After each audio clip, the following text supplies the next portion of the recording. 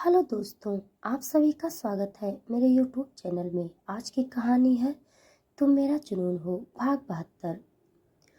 अपनी माँ की बात सुनकर जैस्मिन भी उदास हो गई और उसकी आंखों में हल्की सी नमी आ गई। जब उसकी माँ ने अपनी दुल्हन बनी बेटी की आंखों में आंसू देखा तो कहने लगी, ना बेटा, तू रो मत। आज तो तेरी जिंदगी का सबसे बड़ा दिन है। मैंने तो कभी न सोचा था इस जन्म में तेरा ब्याह कर पाऊंगी। मेरी बच्ची, मोहित बाबू का बड़ा उपकार है हम सब पर। हाँ माँ, आप सच कह रही हैं, लेकिन माँ, आपने मुझे मोहित को सच क्यों नहीं बताने दिया? जाने क्यों मेरा दिल नहीं मान रहा है। आपको नहीं लगता कि रिश्ते की नींव झूठ पर नहीं होनी चाहिए? जैस्मिन ने परेशान होते हुए कहा। उसकी माँ ने तुरंत उसकी बात काटी और कहा, ना बेटा, जीवन में पहली बार तुझे कोई प्यार करने वाला मिला है। मैं नहीं चाहती कि तेरे साथ हुए हादसे का साया भी इस रिश्ते पर पड़े। इसीलिए तू मोहित बाबू को कुछ नहीं बताएगी। प्रॉमिस कर मुझसे। लेकिन माँ, जैस्मिन ने कुछ कहना चाहा, लेकिन कुछ नहीं बेटा, तू अपना अतीत भूल जा और नई शुरुआत कर, जैस्मिन की माँ ने कहा। जैस्मिन ने हाँ में सर हिला दिया और माँ के गले लग गई। उसकी माँ ने प्यार से उसका माथा चूम लिया। कुछ देर बाद जैस्मिन की माँ उसे लेकर मंडप में आई। मंडप फूलों से सजा था और लाल जोड़े में जैस्मिन बहुत प्यारी लग रही थी। मंडप में मोहित पहले ही एक दूल्हे का कपड़ा पहने हुए खड़ा था और मुस्कुराए जा रहा था। जैस्मिन मोहित की आंखों में देखते हुए आगे बढ़ने लगी। जब वो मंडप में आई तो मोहित ने प्यार से उसके कान में कहा, जान, तुम बहुत प्यारी लग रही हो। I love you. मोहित की बात सुनकर जैस्मिन सन से मुस्कुरा दी। दोनों मंडप में बैठ गई। पंडित ने मंत्रोच्चारण शुरू किया। इसी बीच जैस्मिन और मोहित बस प्यार से एक दूसरे को देखते रहे। वहाँ कुछ लोग थे जो उन दोनों को साथ में देखकर उनकी बड़ाई कर रहे थे। ये कुछ खास लोग थे जो मोहित के साइड से शामिल हुए थे। महज से 15-20 लोगों के मौजूदगी में विधि विधान से ये शादी हुई थी। इस शादी के दौरान मोहित के परिवार वालों ने उसे फोन करके कहा भी कि आखिरी मौका है, वो शादी न करे। लेकिन मोहित ने जैस्मिन से शादी की। शादी संपन्न हुई और मोहित ने जैस्मिन की मांग में सिंदूर और गले में मंगलसूत्र पहना दिया। जैस्मिन की आंखों से आंसू की बूंद गिरी, लेकिन मोहित को देखकर वो मुस्कुरा रही थी। शादी संपन्न होने के बाद विदाई के टाइम जब मोहित ने जैस्मिन के माँ के पैर छुए थे, तब उसकी माँ ने मोहित से कहा था कि वो उसे बेइंतहा प्यार करे और हमेशा उसका साथ निभाए। मोहित ने आजीवन जैस्मिन का साथ निभाने का वादा किया था। वो दोनों कार में बैठ गए और कुछ देर बाद जैस्मिन की विदाई हो गई। कार में भी वो दोनों काफी रोमांटिक थे। मोहित ने जैस्मिन का हाथ ऐसे पकड़ रखा था जैसे सातों जन्म में वो उसका हाथ छोड़ने वाला नहीं था। जैस्मिन को याद था उस दिन कार में मोहित ने जैस्मिन का हाथ थामे हुए उसकी आंखों में देखते हुए उससे कहा था, जान, मैंने आज तक किसी से प्यार नहीं किया। ये दिल तुम पर आया है और तुम्हारा ही रहेगा। अगर किसी दिन तुमने मेरी जान भी मांग ली ना, तो मैं खुशी खुशी जान देने के लिए तैयार रहूंगा। बेड पर लेटी जैस्मिन अचानक ख्यालों से बाहर आ गई। जब उसे महसूस हुआ कि शैली कमरे में आ गई थी। जैस्मिन ने ऐसे दिखाया जैसे वो सो गई हो। शैली धीरे से आकर बिस्तर पर लेट गई। उसने अपना एक जरूरी फैसला ले लिया था और अब बस उसका अंजाम बाकी था। दोनों सो गई। अगली सुबह का माहौल सबकी जिंदगी में अलग बदलाव करने वाला था। पिछले रातों से लगातार रोई हुई जैस्मिन के आंसू अब थम चुके थे। रात भर उसने सोचा, खुद को धिक्कारा और फिर अपने लिए एक बड़ा फैसला ले लिया। वहीं शैली ने भी एक फैसला लिया था और एक फैसला प्रिया ने अपने लिए भी लिया था। दूसरी तरफ सना की सुबह इन सब से अलग थी, क्योंकि सना की जिंदगी में उसका करीम था। जब सना की नींद खुली तो उसने देखा सूरज की लालिमा कमरे में हल्के हल्के से आ रही थी। सना अंगड़ाई लेते हुए उठ खड़ी हुई और आलस से भरकर सीधा वॉशरूम में गई। आधे घंटे बाद रेडी होकर सना बाहर आ गई। आज उसे फिर से काम पर जाना था। मॉडर्न ट्रेंड में 7 दिन बाद वाले फैशन शो की तैयारी करनी थी। आज सना ने पीच कलर का लॉन्ग गाउन पहना हुआ था। बाल खुले थे और कानों में बड़े बड़े होप इयररिंग्स थे। वो प्यारी लग रही थी। रेडी होने के बाद सना नीचे आई। उसने वहां पर एमिली को देखा। एमिली सना के पास आ गई। Good morning madam. Good morning Emily. Sana ने स्माइल दिया और नाश्ते के टेबल पर बैठ गई। एमिली ने नाश्ता सर्व किया और फिर उसने सना को पारिवारिक मामलों के बारे में बताया। तभी वहां पर सना की नैनी भी आ गई। उन्होंने सना से यात्रा पर जाने की परमिशन मांगी, लेकिन सना ने उन्हें कहीं भेजना नहीं चाहती थी। वो बूढ़ी हो चुकी थी। ऐसे में वो सफ़र कैसे करती। सना ने नैनी को मना कर दिया और नैनी उदास हो गई। नाश्ता खत्म करने के बाद सना रेडी हो गई और जल्दी से विला के बाहर आ गई। विला के बाहर राज और अमर उसका इंतजार कर रहे थे। उन दोनों ने सना से पूछा कि अभी कहाँ चलना है और सना ने उन्हें शैली के घर चलने को कहा। रास्ते में राज और अमर आपस में बात कर रहे थे। राज के परिवार में उसकी बहन का रिश्ता पक्का हुआ था और सगाई के फंक्शन के लिए उसे छुट्टी चाहिए थी। सना ने उसे बधाई दी और उसे छुट्टी भी दे दी। जब कुछ देर बाद शैली के घर सना पहुंची तो फिर तीनों सहेलियों ने साथ बैठकर कॉफ़ी पिया और फिर सना ने जैस्मिन से कहा, जैस्मिन एक काम करो, तुम हमारे साथ चलो, हम दिन में थोड़ी मस्ती भी करेंगे। जैस्मिन ने सना की बात को नकार दिया और कहा, नहीं सना, तुम अपने काम पर जाओ, हम शाम को मिलते हैं। तब तक मैं यहाँ हूँ। मैं दिन में कुछ ज़रूरी काम निपटा लूँगी। सना और शैली ने जैस्मिन की बात मान ली और वो दोनों अपने काम पर चली गई। वहीं दूसरी तरफ प्रिया भी रेडी हो चुकी थी। वो आज अपने घर जाने वाली थी ताकि वो अपने मॉम और बहन को समझा सके और उसने इस बारे में विहान से भी बात नहीं की थी। प्रिया ने अपने घर का गेट लॉक किया और सीधा टैक्सी लेकर अपने घर के लिए निकल गई। जब प्रिया रास्ते में थी तब उसका फ़ोन बजने लगा। उसने देखा विहान था। विहान का फ़ोन देखकर प्रिया ने कॉल रिसीव कर ली और कहा, हेलो। उधर से विहान स्माइल करते हुए पूछा, क्या हाल है मिस छिपकली? बंदर? प्रिया बुझे मन से बुदबुदाई। प्रिया की बात सुनकर विहान मुस्कुरा दिया। उसने प्रिया से कहा, प्रिया तुम क्या कर रहे हो? मैं आज मॉम के घर जा रही हूँ। मैंने तुम्हारा काम कर दिया है। फाइल तुम्हारे घर पर भिजवा भी दी है, तुम उसे चेक कर लेना। प्रिया ने विहान को जवाब दिया। विहान ने सर हिलाया और कहा, ठीक है बाबा। प्रिया ने विहान की बात को सुना और सर हिलाया। वो विहान को अपने मन की परेशानियों के बारे में बताना चाहती थी, लेकिन एक ओर उसका दिल हाँ कर रहा था तो दूसरी तरफ ना। प्रिया खुद से बातें कर रही थी। तभी विहान ने पूछा, प्रिया तुम कहाँ हो? क्या आज तुम बिजी हो? मैं सोच रहा था कि आज रात हम दोनों बाहर घूमने के लिए चलें। बाहर? प्रिया ने एक्साइटेड होते हुए कहा। हाँ। मैं सर हिलाया, लेकिन फिर उसने मना करते हुए कहा, नहीं विहान, असल में मैं आज फ्री नहीं हूँ। तुम चाहो तो फिर कभी चल सकते हो। क्यों, क्या कर रही हो? विहान ने पूछा। कुछ खास नहीं, बाद में बात करती हूँ। प्रिया ने फ़ोन रख दिया। उसका मन अजीब था। विहान ने इस बारे में सोचा और अपना कंधा उचका दिया। दूसरी तरफ सना और शैली दोनों फ्लैट से मॉडर्न ट्रेड जाने के लिए निकल चुकी थी।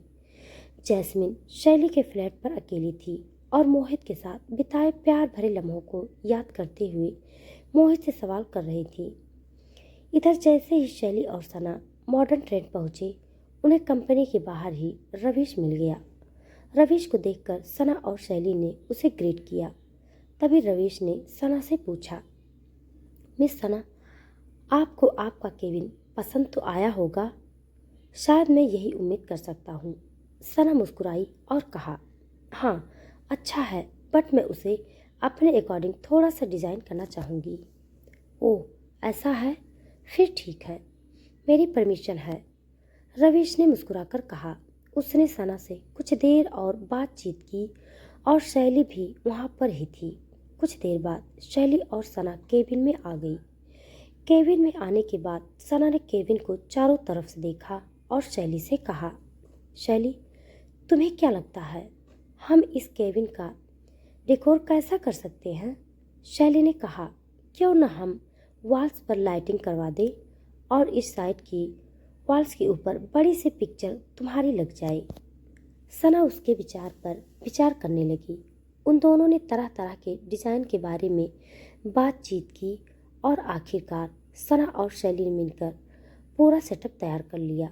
शाम हो चली थी और अब सना और शैली के घर जाने का वक्त था। जब सना और शैली वहाँ से निकल रही थी तभी सना के सामने कीर्ति आ गई। कीर्ति को देखकर सना ने प्यार से स्माइल करते हुए कहा, मिस कीर्ति, कैसी हैं आप? मैं आपकी बहुत बड़ी फ़ैन हूँ। कीर्ति ने सना को चाहते हुए देखा और ज़बरदस्ती मुस्कुराई। असल में कीर्ति की बहुत सारी फिल्में पहले भी बन चुकी थी और कीर्ति अच्छी एक्ट्रेस थी। उसने सना की बात सुनी तो उसमें घमंड भर आया। उसने सना से कहा, सुना है तुम नई आई हो, क्या नाम है तुम्हारा? सना गुप्ता। मैं बस कुछ दिनों पहले ही ज्वाइन किया है, आपसे मिलकर अच्छा लगा, सना ने स्माइल करते हुए कहा। वो सच में कीर्ति की फैन थी, लेकिन उसे ये नहीं पता था कि असलियत में कीर्ति कितनी असंवेदनशील लड़की थी। उसे भावनाओं से कोई मतलब नहीं था। सना ने जब अपना परिचय दिया तो कीर्ति ने मुंह बनाकर कहा, चलो ठीक है, मुझे बहुत काम है, जाने दो। इतना बोल कीर्ति वहां से निकल गई। कीर्ति के जाते ही शैली ने सना से कहा, अरे ये तो अजीब लड़की है, इसका बिहेवियर देखा तुमने? सना ने उसकी बात सुनी और कहा, छोड़ो, जाने दो, सच में काम होगा। उसने आगे कहा, अब हमें चलना चाहिए, मुझे जैस्मिन की फिक्र हो रही है। ओह, लेकिन मुझे कुछ जरूरी काम था, तुम जाओ, तब तक मैं अपना काम खत्म कर लूंगी। शैली ने कुछ सोचते हुए जवाब दिया, ठीक है, अपना ख्याल रखना, सना ने कहा और कंपनी से सीधा जैस्मिन के पास जाने के लिए निकल गई। दूसरी तरफ करीम अपनी कंपनी में था। वो अपनी केबिन में बैठे हुए बस मुस्कुराए जा रहा था। उसके चेहरे पर प्यारी सी स्माइल थी। असल में वो अपनी प्यारी पत्नी के बारे में सोच रहा था। करीम चेयर पर बैठा गोल गोल घूमते हुए सना के प्यार में पागल हुए जा रहा था। उसे होश नहीं था कि उसकी इस हरकत को विहान ने नोटिस किया। विहान ने केबिन खोला तो देखा कि करीम को उसके आने की कोई आहट नहीं हुई। विहान ने सोचा, सर को क्या हुआ है? लगता है मिसेज गुप्ता सर के दिमाग में छा गई हैं। सो लवली, ये नज़ारा तो मिसेज कपूर को दिखाना ही चाहिए। इस बारे में सोचते हुए विहान ने जल्दी से अपना फ़ोन निकाल लिया और फ़ोन वीडियो रिकॉर्ड कर लिया। उसे मन ही मन इस बात से हंसी आ रही थी कि अगर ये वीडियो किसी को दिखा दें तो लोग ये मानने के लिए तैयार ही नहीं होंगे कि ये करीम कपूर था। विहान ने वीडियो बनाकर फ़ोन को जेब में रखा और कहा, सर, आज खुराना वाली डील फाइनल हो गई है। ग्रेट। करीम हड़बड़ाकर बाहर आया। विहान मुस्कुराया और पूछा, लेकिन सर, मुझे समझ में नहीं आ रहा है कि आपने खुराना से वो ज़मीन इतने अधिक दामों में क्यों खरीदा? करीम ने सुना तो कहा, उस ज़मीन की कीमत आज भले ही कम हो विहान, आने वाले कुछ वक्तों में उससे हमें 2 गुना फ़ायदा होगा। इतना कहकर करीम मुस्कुराकर उठा। विहान ने सर हिला दिया। विहान स्माइल करते हुए वहाँ से चला गया, जबकि करीम एक बार फिर सना की फ़ोटो को हाथ में लेकर उससे बातें करने लगा। करीम का मन बेहद रोमांटिक था और वो इस वक्त सना से प्यार भरी बातें करना चाहता था। करीम ने सना को कॉल किया। कुछ देर बाद सना ने कॉल पिक की तो करीम ने पूछा, बच्चा, तुम्हारा काम हो गया क्या? हाँ, और तुम्हारा? सना ने पूछा। करीम कहना चाहता था कि उसका काम सना से ज़्यादा ज़रूरी नहीं था, लेकिन उसने जवाब दिया, हाँ। सना ने इस्माइल किया और पूछा, तुम घर कब आ रहे हो करीम? करीम ने शरारत से इस्माइल किया और पूछा, तुम्हें मुझसे मिलने की जल्दी है क्या बच्चा? आदेश दो तो मैं अभी आ जाऊं? नहीं, उसकी कोई ज़रूरत नहीं है। तुम अपने काम पर ध्यान दो। मुझे लगता है आजकल द करीम कपूर का मन काम में नहीं लग रहा है। सना ने भौहें सिकोड़ ली। करीम ने कहा, अब जिसकी बीबी इतनी प्यारी हो, उसका मन उससे दूर कहाँ लगेगा? मेरा तो जी चाहता है तो अभी के अभी खा जाऊं। सना ने करीम की बातों को सुना। ये आज उसके पति को क्या हो गया था? सना ने कहा, तुम्हें क्या हुआ है करीम? करीम ने स्माइल करते हुए कहा, तुमसे प्यार। ओह करीम, क्या तुमने कोई वाइन पी ली है? सना ने स्माइल करते हुए पूछा। हालांकि उसके गाल शर्म से लाल हो गए थे। करीम ने ना में सर हिला दिया और कहा, अब तक तो कोई नशा नहीं किया मेरी जान, लेकिन मैं आज नाइट में तुम्हारे होठों का नशा जरूर करना चाहता हूँ। सना की आंखें फैल गई और बड़ी हो गई। उसने जल्दी से फ़ोन को थोड़ा दूर किया और देखने की कोशिश की कहीं आवाज़ फ़ोन से बाहर तो नहीं आ रही है। अमर और राज कार में ही थे। आवाज़ को बाहर न आता देख सना ने सांस ली और करीम से कहा, अपने सपनों पर रोक लगाओ पतिदेव, और हाँ, काम खत्म करके ही आना। तब तक मैं अपने दोस्त से मिलकर आती हूँ। करीम ने सना की बात सुनी तो मुंह बना लिया और बड़बड़ाया, जालिम बीबी। सना ने सुना तो स्माइल करने लगी और कॉल डिस्कनेक्ट कर दिया। कॉल डिस्कनेक्ट होने के बाद करीम कुछ देर तक मुंह बनाकर वहां बैठा रहा और कुछ सोचता रहा। आज उसका मन कुछ तो अलग करने का था। कुछ देर तक सोचने के बाद करीम के मन में एक आइडिया आया। करीम खुश हो गया और उसने जल्दी जल्दी काम को निपटाना शुरू किया। दूसरी तरफ शैली, जो सना से किसी जरूरी काम का कहकर गई थी, वो एक जगह पर खड़ी थोड़ी सी परेशान थी। उसने एक बार के लिए अपने साथ हुई घटना के बारे में सोचा और फिर उसने सड़क के किनारे पर खड़े होकर हर्ष को कॉल लगाया। उधर से हर्ष ने जब अननोन कॉल देखा तो उसकी भौहें जुड़ गई। वो अपने विला में था और किचन में कुछ बना रहा था। उसने फोन को उठाया और कान से लगाकर कंधे से दबाते हुए कहा, हाँ कौन? मैं बोल रही हूँ। उधर से शैली ने जवाब दिया। हर्ष को समझ नहीं आया। शैली ने थोड़े गुस्से से चिढ़ते हुए अपने मन में कहा, जंगली छछूंदर। फिर वो जबरदस्ती स्माइल करने लगी और कहा, ओ माय गॉड, तुम अपनी होने वाली बीवी को भूल गए। हाय रे मेरी फूटी किस्मत। वाट, फूटी किस्मत? हर्ष के कानों में तेज आवाज सुनाई पड़ी। उसके हाथ से तेल की बोतल पूरी गिर गई। आह, ये क्या हुआ?